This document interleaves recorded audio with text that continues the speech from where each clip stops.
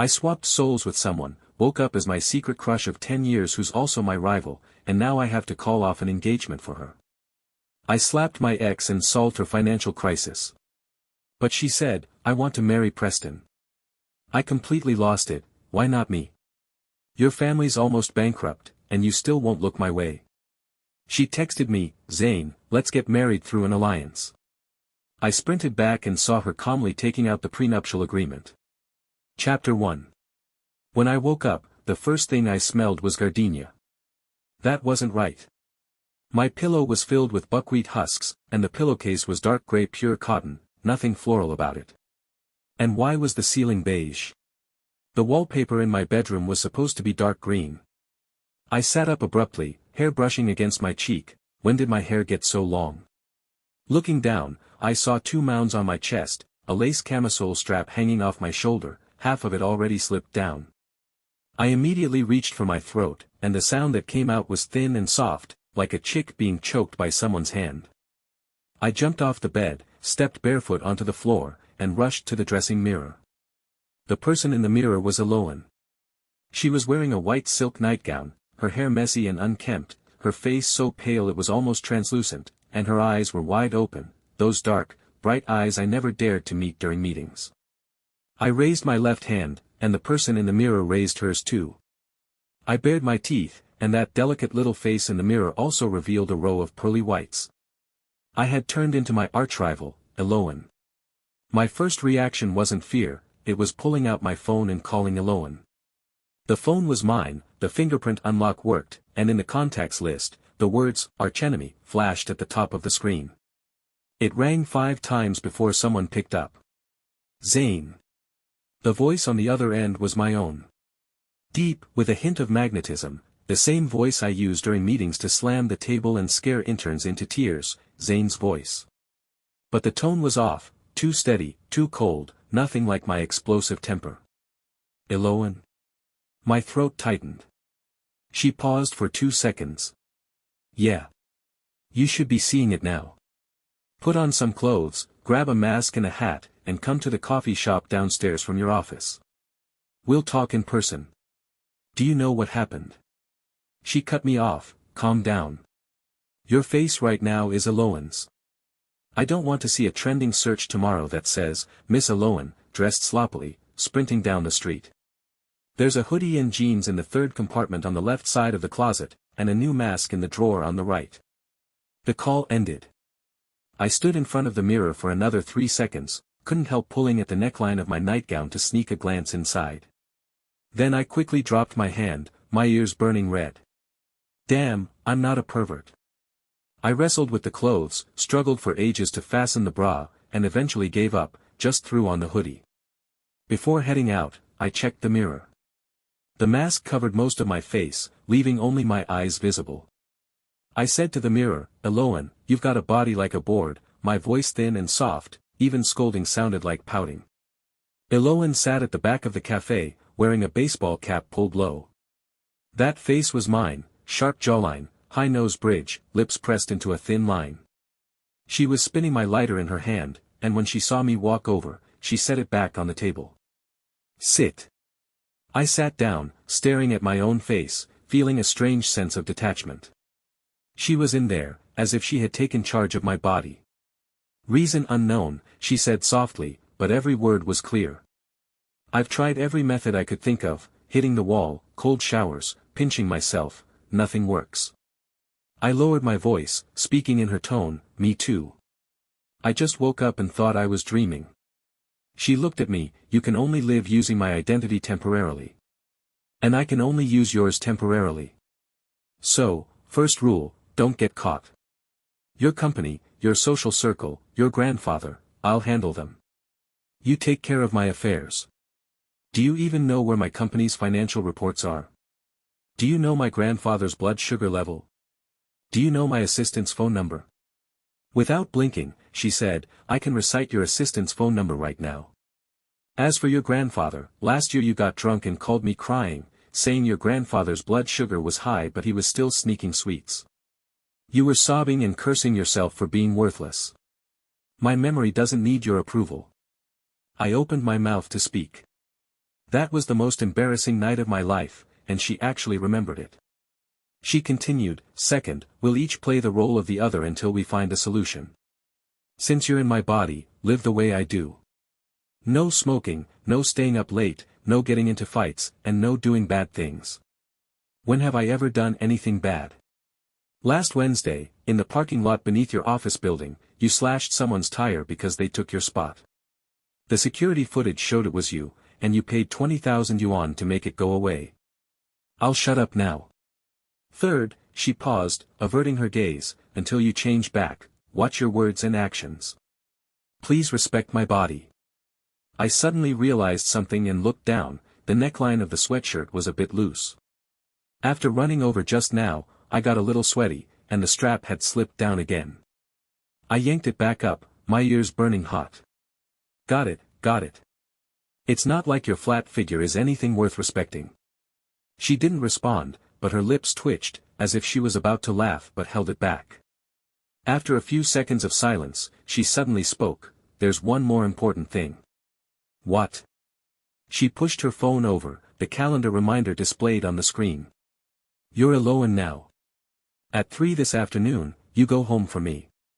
My parents arranged a meeting with Sterling. Sterling. Eloan's childhood sweetheart, the one their families had betrothed, the fiancé reportedly about to hold an engagement banquet. Something twisted in my chest. She placed a document on the table. Call off the engagement. Make up any reason you want. Have them take the initiative to break off the engagement with Sterling. I stared at her, stared at my own face, which showed no expression at all, as calm as if we were discussing the weather. My throat dry, I said, You've thought this through. About what exactly? Wasn't Sterling someone you grew up with? Haven't both families always assumed? She interrupted me, her voice as cold as tempered ice. Zane. You're inside my body now. Since you made a decision for me, I'll consider this a debt you owe me. She stood up, pulling her hat down even lower. As she walked past me, she paused for half a second. Your bra clasp is fastened wrong. The left side is half an inch higher than the right. Go redo it. I looked down at my own chest, then up at the retreating figure of myself. This person, she can even notice a bra clasp being half an inch off. My phone buzzed with a message from her, 3 in the afternoon. Don't be late. There's a security camera at my front door. I stared at that line of text and suddenly realized something else. She knew I stayed up until 3 in the morning last night, because I was wearing the same underwear I had changed into yesterday. Eloan even knew whether I had changed my underwear. I put my phone in my pocket and pulled my mask up higher. The sun was blazing outside, glaring off the glass windows. For a moment, my reflection blurred, and I saw something burning in those eyes that didn't belong to me. Chapter 2. Eloan's villa was half the size of mine, but the yard was full of gardenias. I stood at the door and took 10 deep breaths, constantly reminding myself, you are Eloan now. Graceful. Calm. Keep your voice soft. The door was opened by Eloan's mother, well preserved in her 50s, looking like she was barely past 30, her eyes a little red. The moment she saw me, she took my hand and led me into the living room. Eloan, Mom knows this isn't easy for you, but this matter, let's think it over again, okay? As for Sterling. Mom, I forced myself to utter the word, almost tripping over my tongue. I've thought it through. Eloan's father sat on the sofa smoking, 2 cups of cold tea on the coffee table. He glanced at me and stubbed out his cigarette. That kid Sterling, you grew up together. What does he say? What he said doesn't matter. I sat down, my mind full of the stack of documents Eloan had given me this morning. Sterling had been involved with an influencer for 3 months, hotel records, transfer screenshots, surveillance footage. She had investigated it all thoroughly and printed out over a dozen pages. I never knew she had been holding on to something like this. I pushed the documents forward. Dad, Mom. Sterling has been seeing someone since the end of last year. Here's the evidence. Eloan's mother's face changed the moment she opened the first page. Eloan's father read through it page by page, his fingers pinching the corners of the paper tightly. I recited the lines Eloan taught me. He and I have no emotional foundation. Before we get engaged, let's settle this. Tomorrow, you'll take me to the Sterling family and call off the engagement in person. Eloan's mother's tears fell. Eloan. How could you not tell us about such a big matter sooner? I mimicked her tone, light and airy. Would it have made a difference if I had told you sooner? What Sterling wants is our family's resources, not me as a wife. You know better than I do what our family's situation is right now. Eloan's father suddenly looked up. I shut my mouth. Damn it. I said too much. Eloan only told me to bring up breaking off the engagement, not the group's financial situation. She's even keeping it from her own parents. But Eloan's father didn't press further. He just lit another cigarette, shaking ash all over the table. Tomorrow morning, your mother and I are going to the Sterling's place. You stay home. I stood up and said, no need to wait. I'm going with you. Eloan's mother wanted to say something, but I raised my hand to stop her. It was a gesture Eloan often used, a slight lift of the index finger, no explanation. I had picked it up so naturally. At 10 the next morning, the Sterling family's living room was 3 times the size of Eloan's, with people filling every seat on the sofa. Sterling sat next to his mother, wearing a light gray suit, his hair meticulously combed. He even smiled when he saw me walk in. Eloan. I looked at his face and remembered those hotel check-in records in Eloan's file. Twice in March, 3 times in May, and most recently last Friday. Last Friday, she was still on a video conference with me discussing the project, wearing Eloan's face, with dark circles under her eyes. Was that because she had found out about Sterling? Had she stayed up all night alone? I sat down, pulled the annulment papers from my bag, and said, don't call me that. Sign it. Sterling's smile froze. His mother immediately put on a stern face. Eloan, what do you think you're doing? You two can argue if you want, but how does that lead to breaking off the engagement? Sign it. I tossed the copies onto the table. Sulking. Auntie, take a look for yourself. The photos spread out across the coffee table. Sterling's face changed color, and he reached out to grab them. I pressed down on his wrist, using Eloan's pale, delicate wrist, with enough force to shove him back into the sofa. Don't move. Sterling looked up at me, and his expression finally shifted. You. What about me? I slid the annulment paper in front of him. Sign it or not. If you don't, I'll post these online and send them to your group's business partners. Sterling's mother grabbed a photo, took one look, and her face turned ashen in an instant. She slapped the back of Sterling's head and snapped, "What the hell have you done?" Sterling's head snapped to the side from the blow. He gritted his teeth and glared at me. Eloan, are you insane? What good does it do you to expose the mess between our families? The good is that I won't have to marry someone like you. Sterling's mother kept scolding her son, while his father remained silent throughout. Finally, he let out a sigh. Eloan, Sterling was wrong in this matter, but the engagement is a pact between 2 families. What good does exposing it do you? I let out a laugh. An agreement? Uncle, was your son thinking about an agreement last Friday when he was in a hotel room with someone? If this isn't signed today, I guarantee that your company's stock price will drop 5 points by tomorrow. Do you believe I'll follow through? Sterling's father's expression shifted. The air fell silent for 5 seconds. Sterling suddenly stood up and rushed in front of me. Eloan, haven't you caused enough trouble? Who do you think you are? Always wearing that cold face like someone owes you 8 million. I didn't want to marry you in the first place. Slap. A slap landed across his face. I put all my strength into it. Eloan's palm wasn't big, but the knuckles stung fiercely. Sterling's face twisted to the side, a trace of blood seeping from the corner of his mouth. Sterling's mother screamed and stood up. I slapped her again, this time across the face. You didn't teach your son well, so I'll teach you instead. The living room was so quiet you could hear the ticking of the wall clock secondhand. In the end, it was Sterling's father who signed. His hand trembled as he held the pen, and after signing, he pushed the annulment paper back without even glancing at Sterling. Walking out of Sterling's house, Eloan's mother clung to my arm, trembling all over, while Eloan's father drove in silence. I sat in the back seat, staring at Sterling's family seal on the annulment paper, my fingers slowly tightening. Sent a message to Eloan, "It's done." 3 minutes later, she replied, One word. That's it. I stared at the screen for a long time, but there was no second sentence. She didn't even ask how I managed it, as if she didn't care about the process at all. Was she not bothered by Sterling? Or was she actually concerned but just wouldn't tell me? In the afternoon, Sterling called 18 times. On the 19th, I picked up, and on the other end, he was breathing heavily. "Eloan, you're ruthless. The embarrassment you caused me today, I'll remember it for the rest of my life. You've got the wrong person."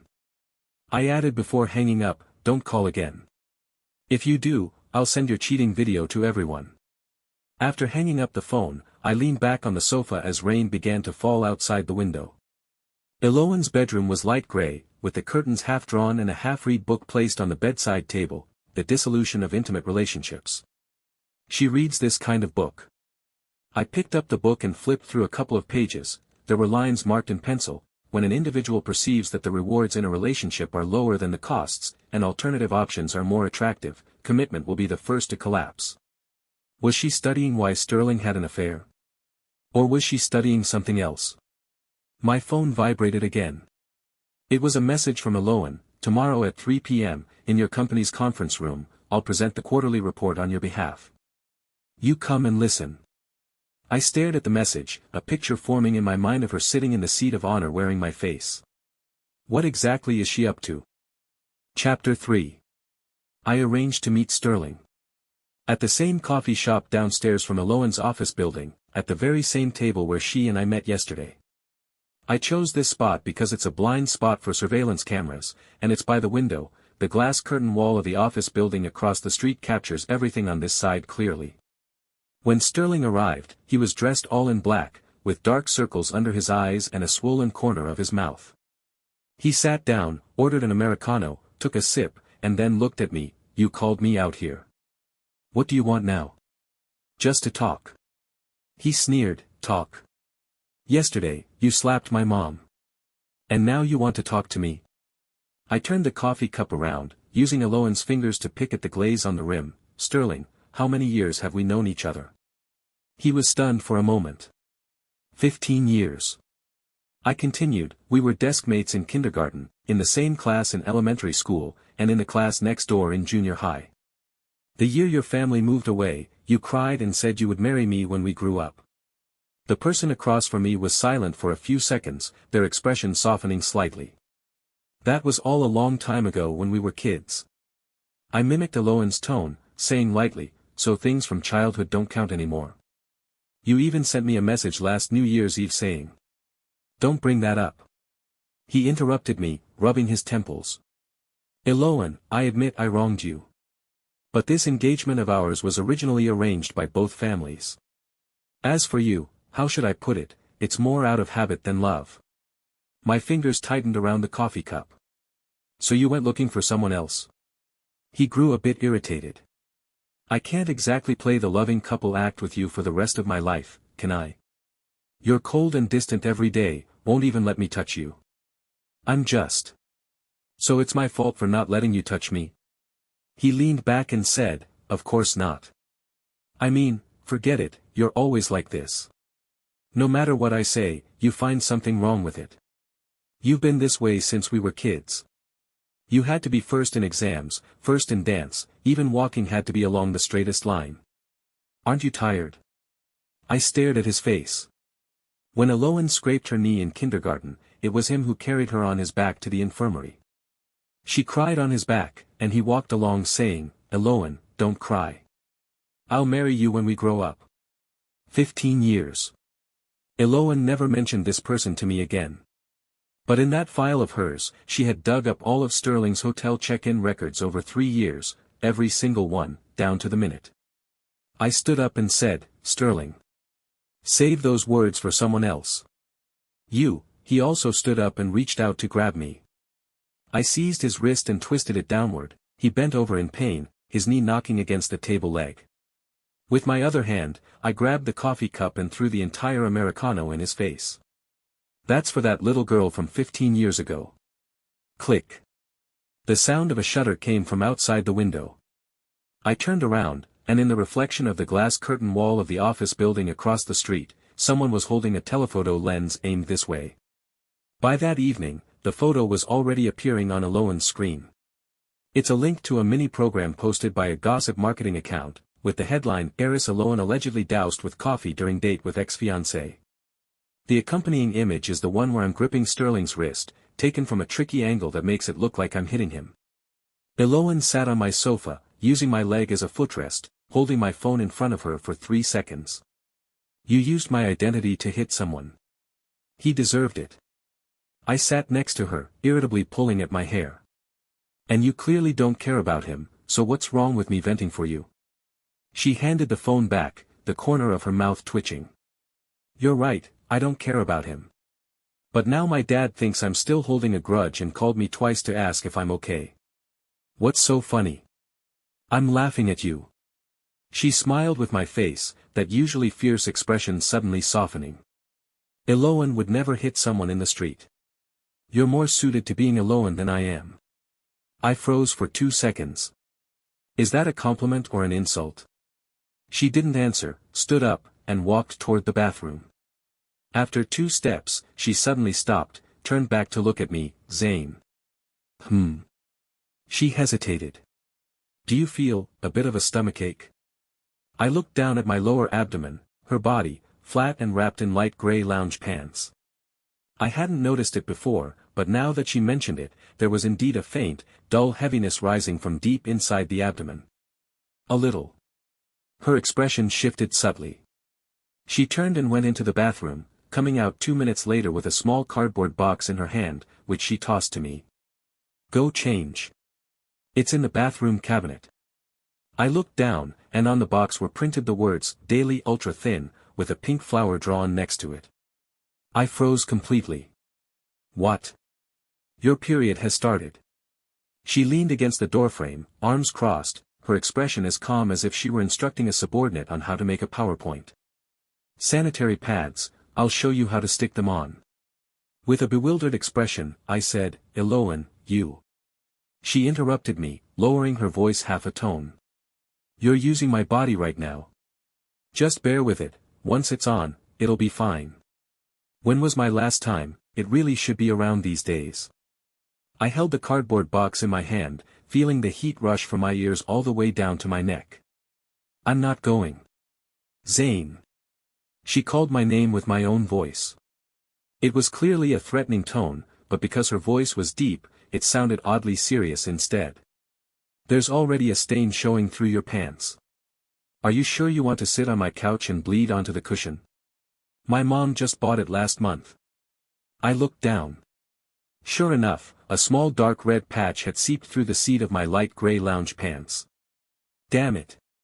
In the bathroom, she leaned against the door and, step by step through the panel, taught me how to tear open the packaging, how to unfold the wings, and how to align it. My fingers were trembling, and my ears were burning so hot they felt like they were about to bleed. After a while, she asked, "Are you done?" "Done." There was a moment of silence outside, and then she said, "Does your stomach hurt a lot?" "A little." "Go boil some brown sugar water. The second cabinet in the kitchen, the red dates and ginger slices are in the fridge." I crouched on the ground, clutching my stomach, wrapping my arms around my knees with Eloan's slender arms. This posture made her whole body curl up, like some kind of injured little animal. "Eloan. You're in this much pain every time?" There was another few seconds of silence outside the door. "More than this." "I'm used to it." I closed my eyes for a moment. Suddenly, my phone vibrated. It was a message from my assistant, about the master from Lingguang Temple. "You asked me to look into last week, I've got some news. Word is he can break nightmare curses, and many people seek him out to change their fortunes." I stared at the message, slowly stood up, and steadied myself against the sink. I knocked on the door panel. "Eloan. Come with me somewhere next week." "Where?" "Lingguang Temple." Chapter 4. Lingguang Temple is on a hill on the outskirts, with over 300 steps. I was panting like a dog after just 80 steps, leaning over with my hands on my knees. Eloan's body was completely uncooperative, with small lung capacity and short legs, my calf muscles aching and trembling from the climb. Eloan walked ahead of me, using my body to take long strides, stepping over 2 steps at a time, her hat brim pulled down low. Slow down. I gasped, gripping the railing. She glanced back at me, turned around, and reached out her hand, grab hold. No need. At this pace, you won't make it to the summit until tomorrow morning. She raised an eyebrow slightly as she spoke those words with my face, a look I knew all too well, Zane's signature expression of impatience. Now she was wearing my face and pulling that look for me to see. It felt like looking into a mirror and seeing someone else stare back. I grabbed her arm. Eloan's arms were slender, but years of ballet training had given her tight, defined muscles. I could feel the subtle ridges beneath my fingers as she tensed. She helped pull me upward, slowing her pace just a fraction. Passing by a couple descending the mountain, the girl was holding her boyfriend's arm and murmuring, "Look at that couple. The girlfriend can't climb anymore, so the boyfriend is helping her walk. So sweet." I almost let go of my hand. Instead, Eloan tightened her grip, holding my wrist with a force that wasn't strong but couldn't be broken free from. She lowered her voice and said, "Don't move. Your body is mine now, and however I support you, it makes sense." Makes sense, my ass, 2 guys. She tilted her head, and beneath the brim of the hat, my own eyes glanced over. We don't look like 2 guys right now.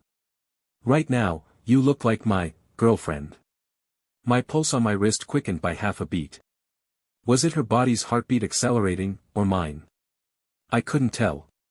By the time I reached the mountaintop, I was completely exhausted. I sat on the steps in front of the temple and downed half a bottle of water.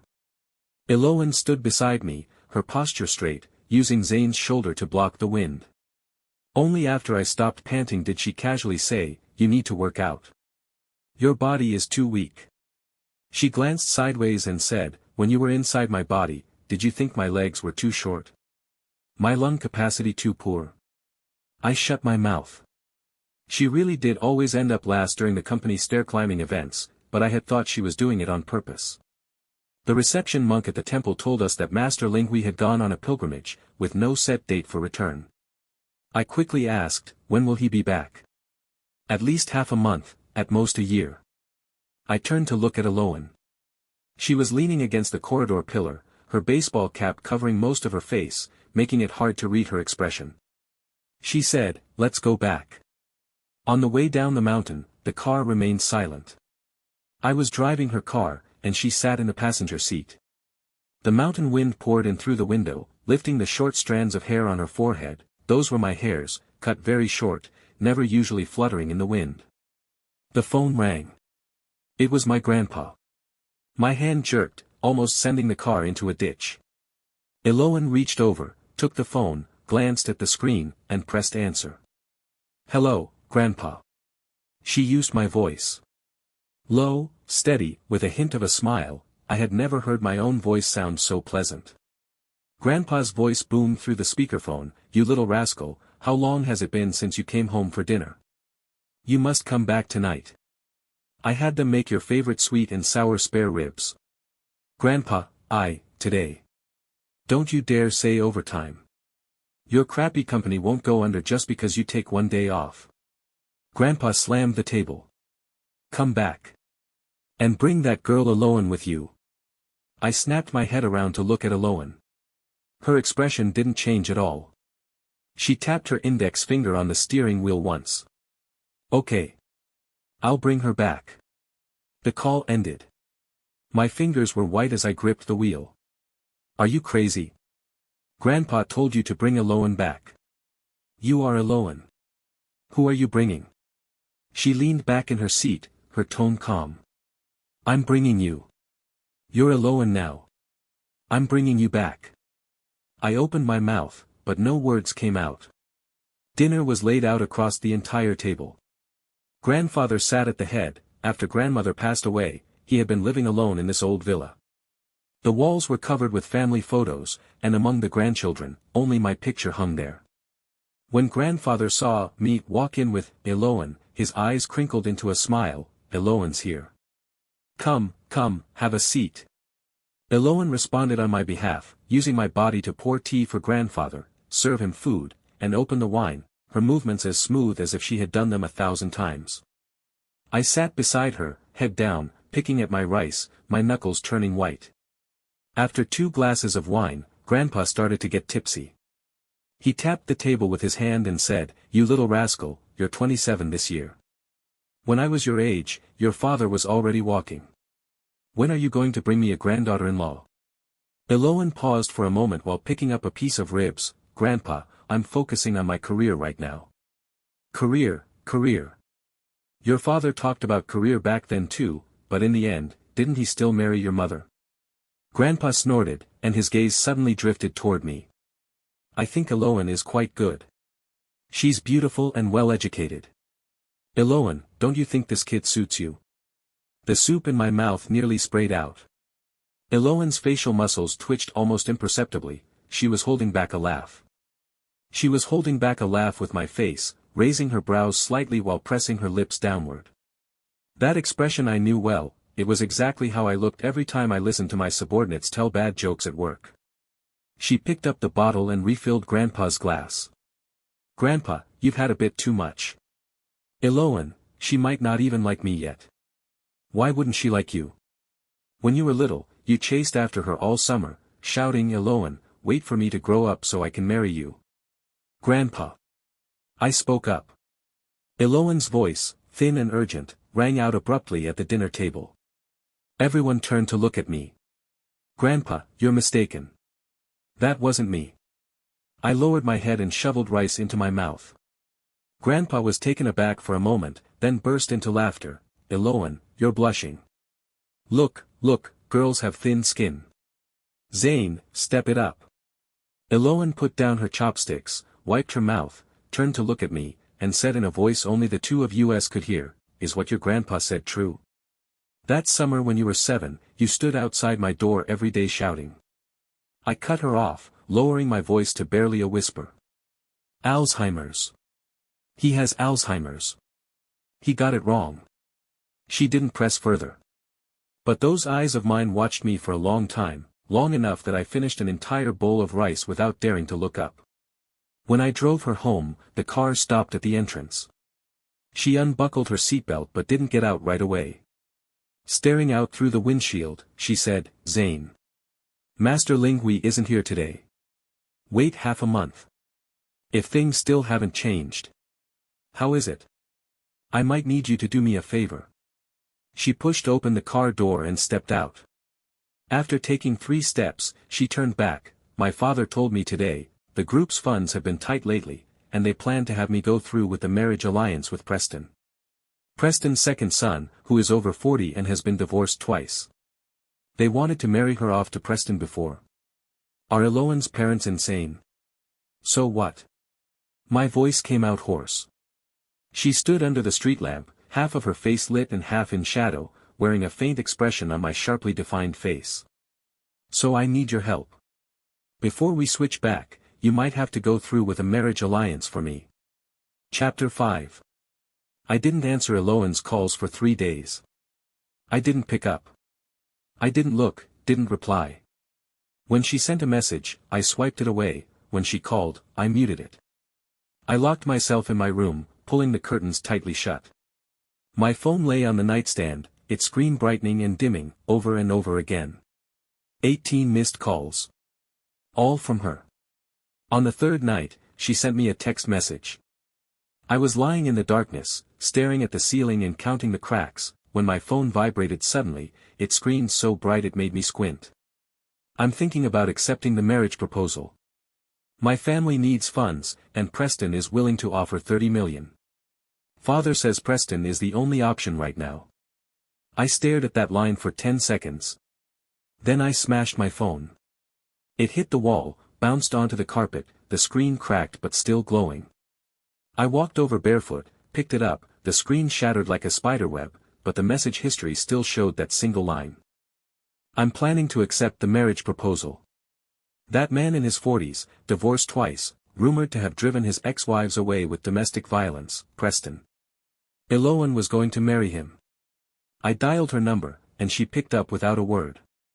Her voice came through from the other end, using my own throat, low and calm. Zane. You saw it? Eloan, what the hell, are you crazy? My voice cracked, the knuckles of the hand gripping the phone turning white. You know what kind of person Preston is. Got it. Got it, and you still married? Sold yourself for 30 million. If your family needs money, I can. I stopped mid-sentence. What was I saying? What could I say? Who was I to offer her 30 million, who was I to make decisions for her? There was a 2-second silence on the other end. You can what? It's nothing. I crouched down, pressing my forehead against my knees. Marry whoever you want. It's not like I've ever been in your eyes. Zane. Did I say something wrong? I let out a bitter laugh, my throat stinging. The words came out through Eloan's voice, thin and hoarse, sounding utterly pitiful. Sterling, Preston, anyone. So many people have come and gone around you, but never me. Even after your family went bankrupt, you still looked down on me, didn't you?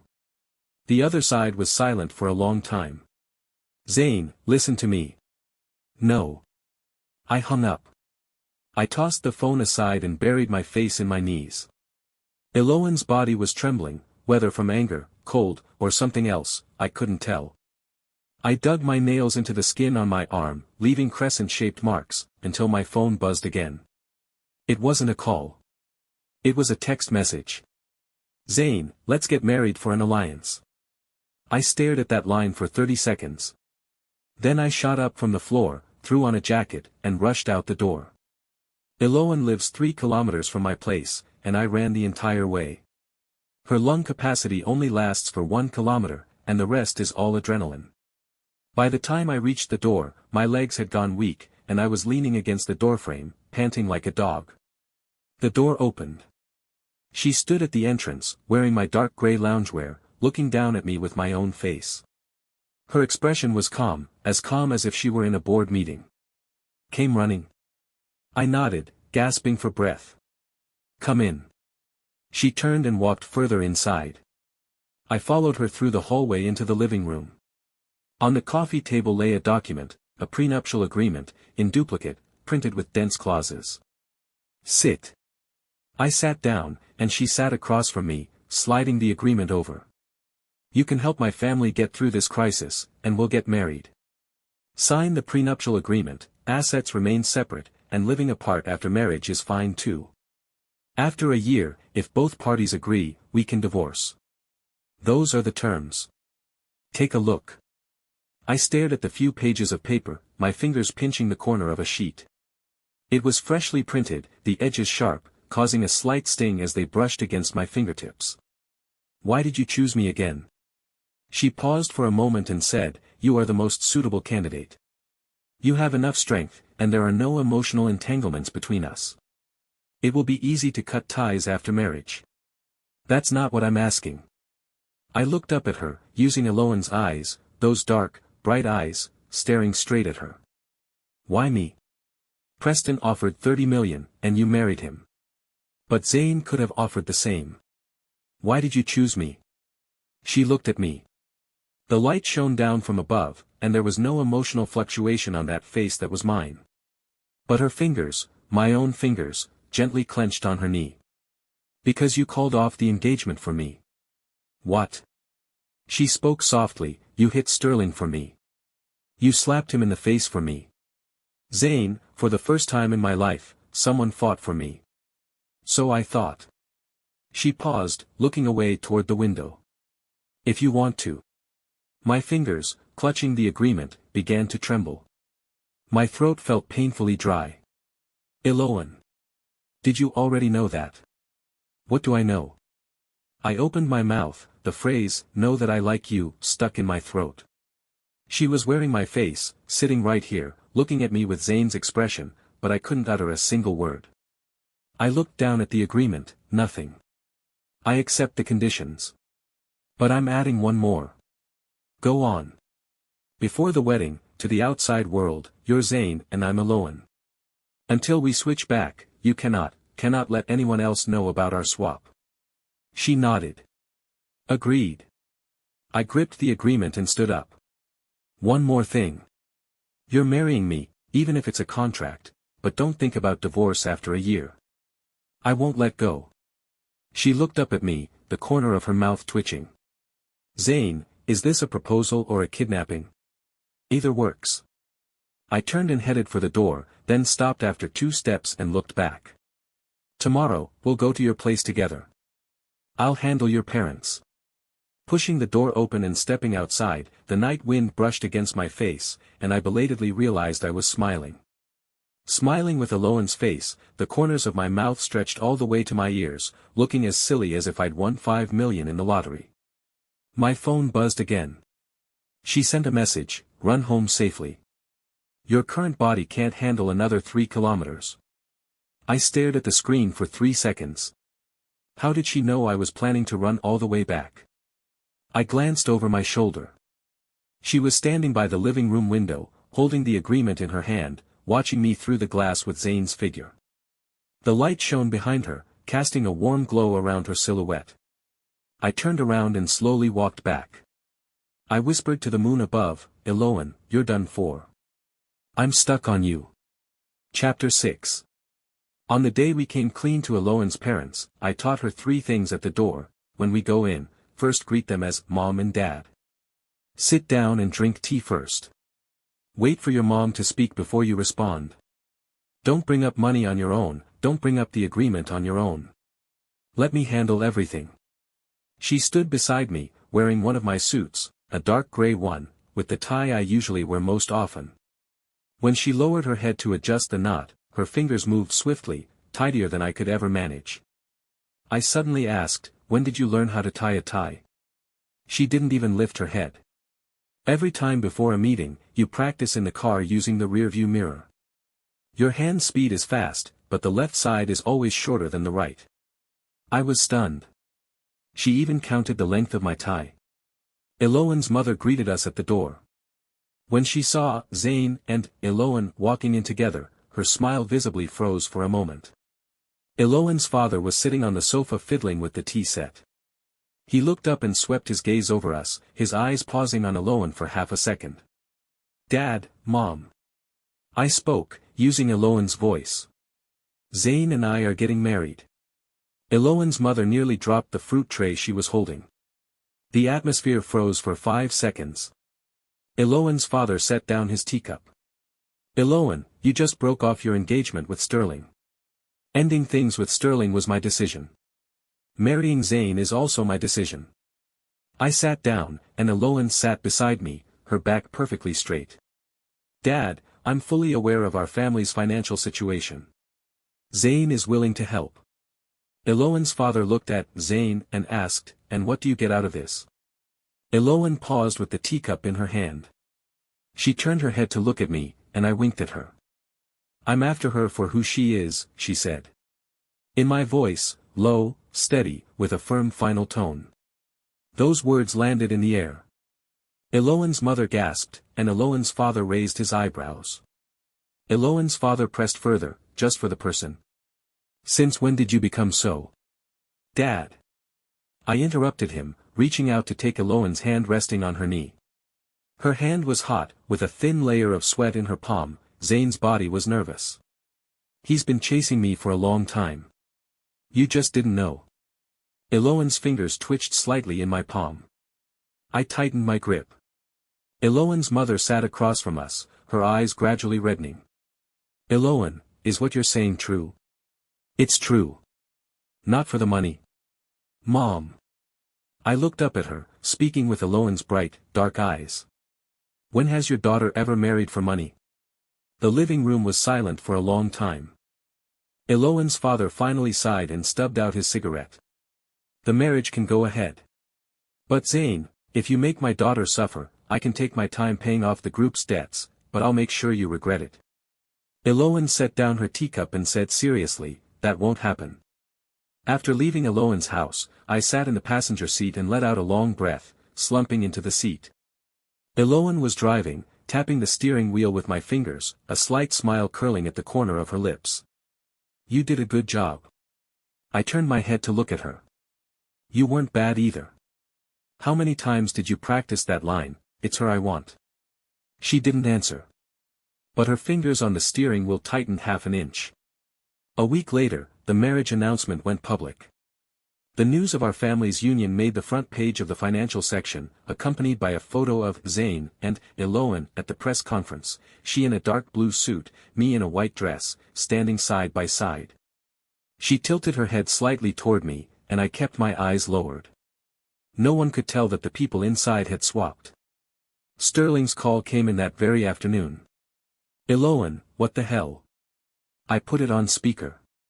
Eloan sat across from me drinking tea, and didn't even lift her eyelids when she heard Sterling's voice. "Are you done?" I said into the receiver. "You break off our engagement and less than half a month later you're engaged to Zane. You've been messing around with him all along, haven't you? That day you threw coffee at me was nothing more than you showing loyalty to Zane." I said, "You cheated first." "Cheated? I was just having some fun with others. You went and married Zane directly. Eloan, you're really..." Eloan set down her teacup. She walked over, picked up the phone, and said into the receiver, "Sterling, tomorrow at 3 in the afternoon, the usual place. I'll bring Zane along." The call ended. The next day at the cafe, Sterling was sitting at the same table as last time, with an expression like someone owed him 8 million. I walked in with my arm linked through Eloan's, and the first thing I did after sitting down was rest my head on her shoulder. "Eloan."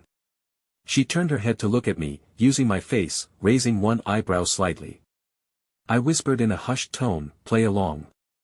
Make him mad." Using Zane's hand, she wrapped an arm around my shoulder and pulled me closer. Her hand was big, it was my hand, with well-defined knuckles and a slightly warm palm. As it rested on my shoulder, her thumb unconsciously brushed across my collarbone, and a shiver ran down my entire spine. Sterling's face turned green.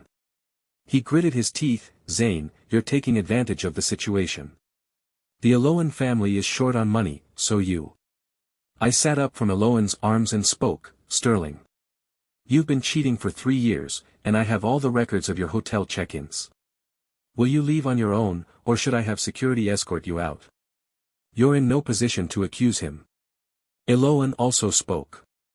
Using my voice, low, steady, and brooking no argument, "You were the one who cheated first.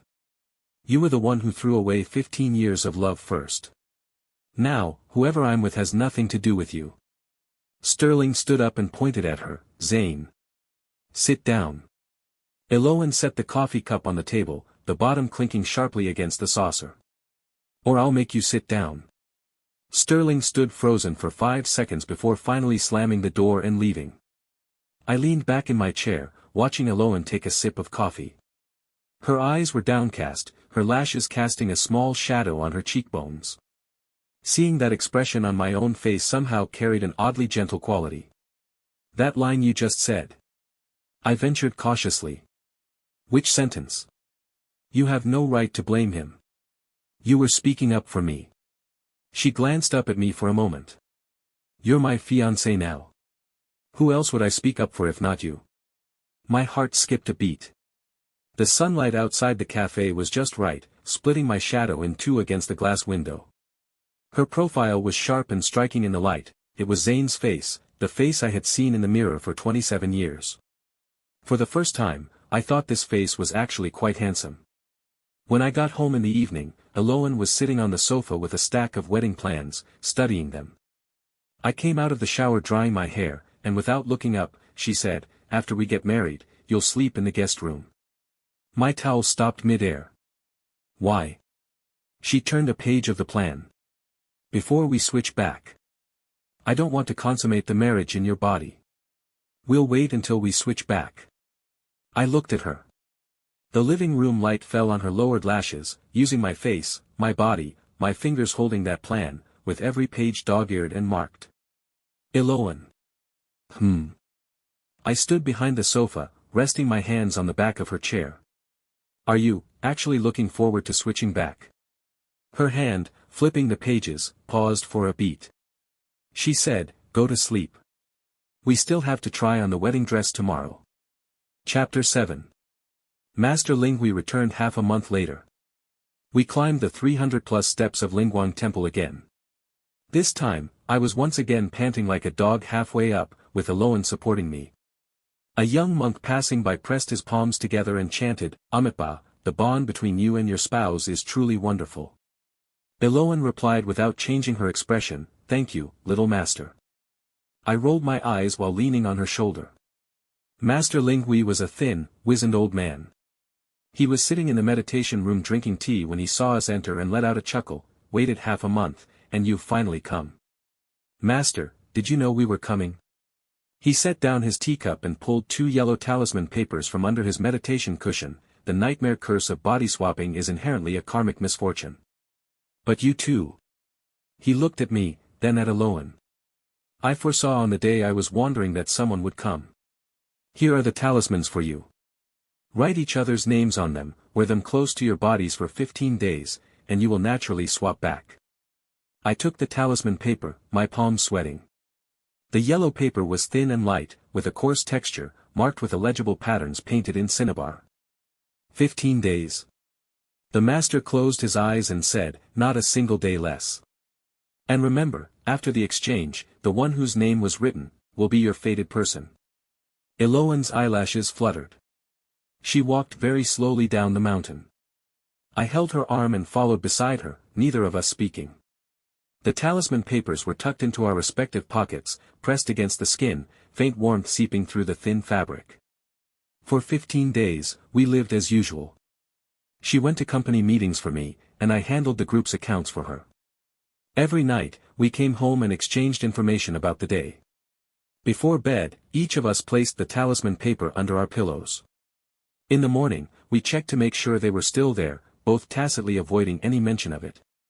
On the evening of the 15th day, I stepped out of the bathroom after showering, drying my hair with a towel, when suddenly the light above my head flickered.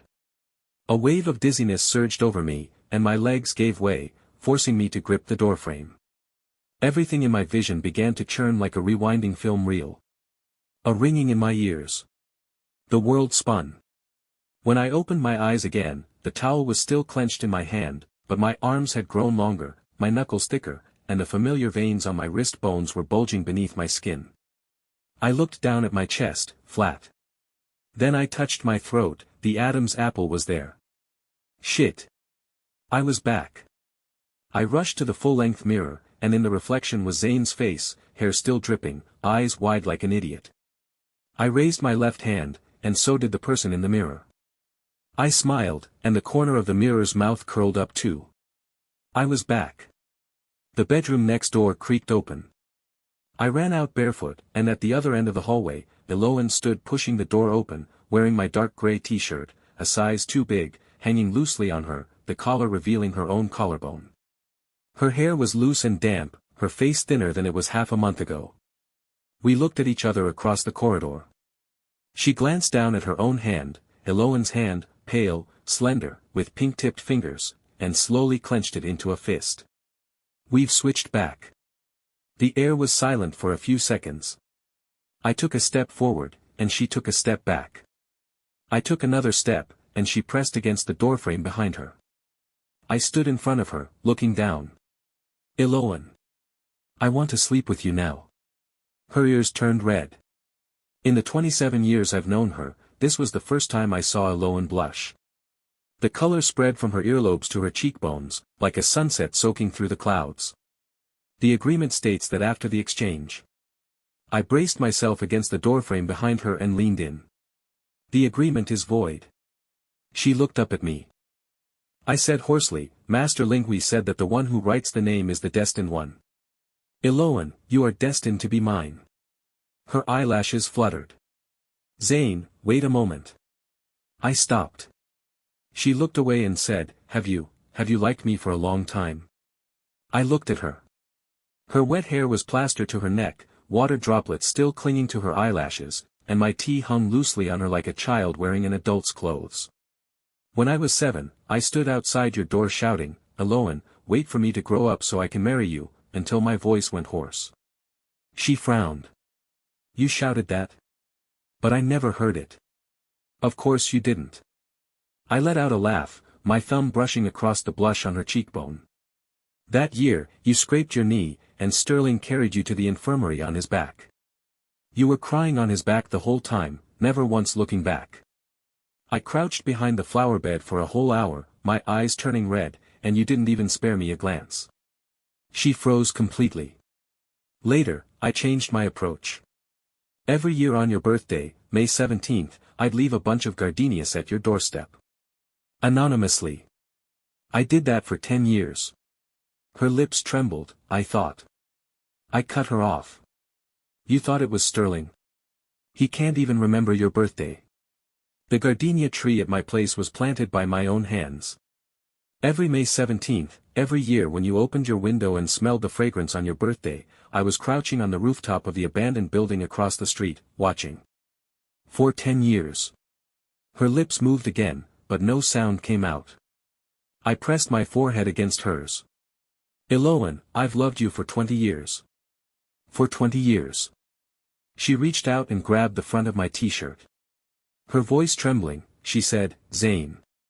Come here. When I leaned down to kiss her, she rose on her tiptoes. Her slender arms wrapped around my neck, and she pressed close, soft as gardenia petals. That night, she buried her face into my shoulder. Chapter 8. The next morning, I woke before she did. The person in my arms curled into a small ball, her hair spread across the pillow, her eyelashes resting quietly. I stared at her for 5 minutes, then reached out and brushed aside the stray strands of hair by her cheek. She wrinkled her nose but did not wake. I go to the kitchen to make breakfast. Fried eggs, toasted bread, cut fruit. When I bring it back to the bedroom, she's already sitting up, the blanket wrapped up to her chin, her ears still red. Morning. Morning. I set the plate on the nightstand. Eat. She looks down at the fried egg, the edges are a little burnt. She doesn't say anything.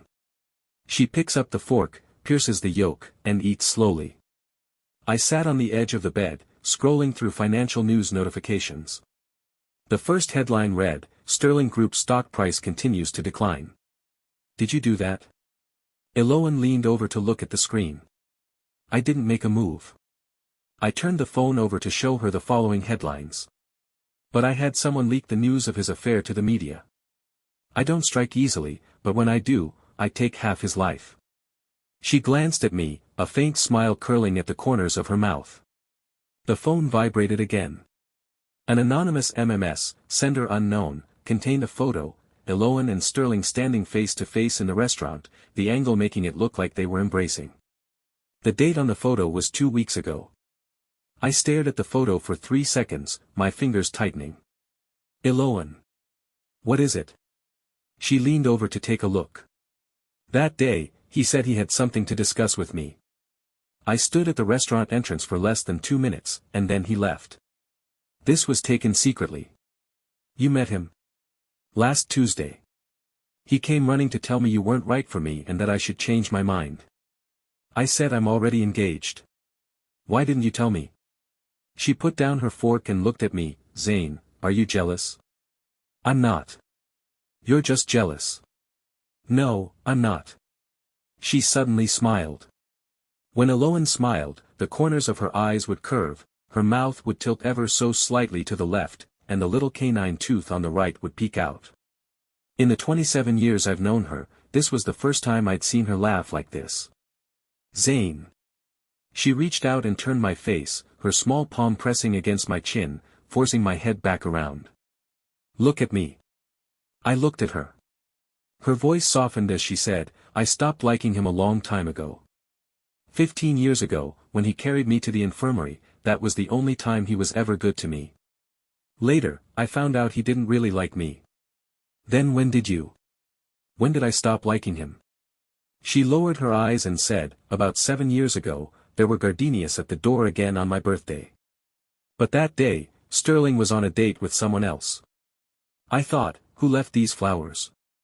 Who remembered my birthday? Then I spent 3 years investigating, and found footprints on the rooftop platform of the abandoned building across from your house.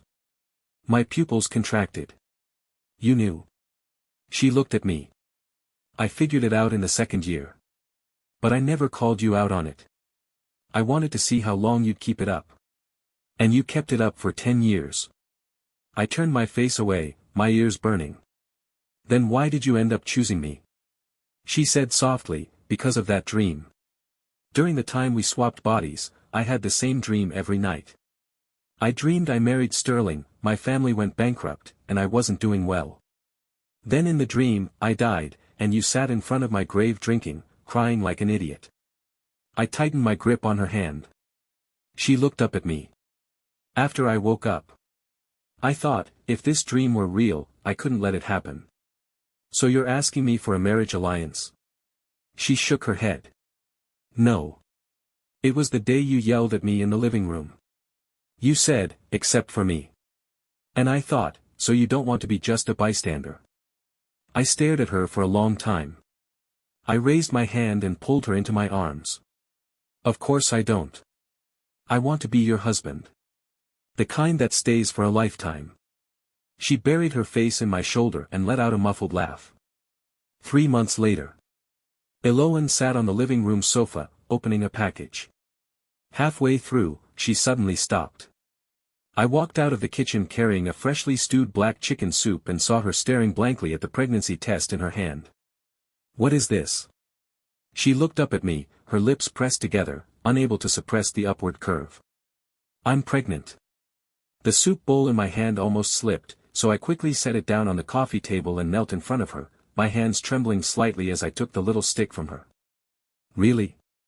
Why would I lie to you? I stared at the 2 red lines for half a minute. When I looked up, I noticed her eyes were red. Eloan, don't cry. Who's crying?